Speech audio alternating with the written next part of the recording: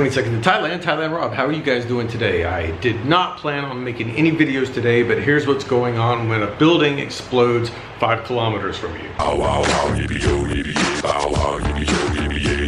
So the one thing in all of Thailand that I've lived here, I've thought about, because I didn't see it, and I was a little bit always curious about how quick or adequate Thailand's fire response would be. I was lucky enough to have never seen any fires, been around any fires in the 6 years that I've been here. But I've always wondered, because I never saw a lot of fire stations. I've seen a few, but I never knew what their response time would be or anything, because they don't have the fire hydrants here all over Thailand like they do in America. America is a whole different, there's no way to compare the fire fighters and the fire systems in place in America to Thailand. It's just not the same. But today there was an explosion and this huge fire right outside my window, and I'll go ahead and show it to you. So about 5:30, 5:20 to 5:30, somewhere in this area, I started hearing sirens, and I noticed the sky was getting darker outside, but I thought it was just rain. I thought rain was coming because it's been threatening rain here all day. It seems like I just heard heard a explosion, but I'm not sure. But then I look outside and I see this. So I'm wondering the whole time if it's a factory, because where I'm at is heavily dense with nothing but factories. The powers went off, blinked off twice, but come back. And I didn't know. I just started hearing sirens.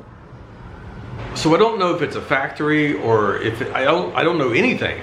All I can see is this flume of smoke. And finally some Thai people started coming around. Now where I'm at, they don't speak English. There is no English that I have met so far. I'm up in the Nakhon Pathom, and there's no Thais that I've met so far that speak English in the area that I'm at. I'll get more to that later. I was going to show you guys a little bit around this week. I'll get to that. But anyway, the best I could come up with, they were saying gas station. And I thought, oh my God, it's gas station has caught on fire. And I've heard about gas stations catching on fire here, or I've heard of a story of that happening once. But then the best translation I've got as of now was that it's a gas plant, which I'm assuming maybe is a refinery. I can't prove it. I'm not going to walk over there and find out, but later on if I find out I'll let you know. But I'm thinking it was next to a gas station. It was actually a gas refinery, and I just got information just now that even though it's under control, it has still not been extinguished. And that would make sense. All right, go to the other side, which is east. So the wind's blowing east. It's turned the whole sky. Well, you see what I see. Because when I was watching the live streams on Facebook of them trying to put it out, I would notice that there was this one pipe that they kept pouring water on, and as soon as the water would go away, the flame would come back out, which makes sense if it's either natural gas or flowing fuel. With a pump going on, I don't know. So anyway, so that's it. But what I want to say was, within the hour, they had it